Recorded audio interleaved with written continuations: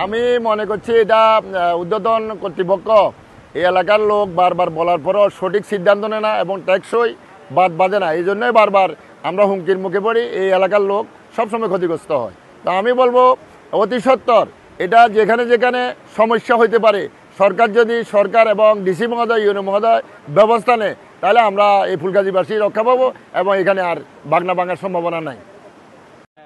না কিছু সরাতে পারি না, হঠাৎ করে চলে এসে তো পানি 8টার দিকে পানি চলে এসেন, ধরো 8টা 8-9টার দিকে পানি মার করে চলিয়ে ঘরে ঢুকে গেছে।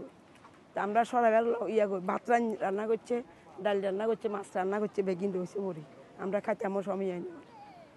বাইরেও যদি বেশি হয় তো বাইরে গেছি সবাই, বাচ্চা কাচ্চা বউ ওলালো সব বাইরে গেছি। কারণ হলো পানি উন্নয়ন বোর্ডেরা আসে, পানি যখন ভাঙে তখন আসে, নয়ার পরে তো আর আসে না। আসি বলে দেখি এটা কি করা যায় বা কিছু কাজ করা যায় কি না, ওগুলো তো কোনো খোঁজ খবর না। যখন পানি আসে তখনই পানি উন্নয়ন বোর্ড আসে, এরপরে আর কেউ আসে না। তো প্রতি বছরে আমরা এভাবে বন্যা কবলিত হই। এরপরে মনে করেন না মানুষের ক্ষতি হয়, যেমন আমার মাসির বাড়িটা এখন ডুবে গেছে, এখানে ঠাকুর বাড়ি ডুবে গেছে, অনেক মানুষের ক্ষয়ক্ষতি হয়েছে, 4-5টা গ্রাম তলিয়ে গেছে এখন। আমার এখানে আপনার প্রথমত আমার ফার্ম আছিল আর কি, পোলট্রি আসছিল 3000 কক মুরগি ছিল। এটা প্রথম 10টার দিকে নিয়ে গেছে।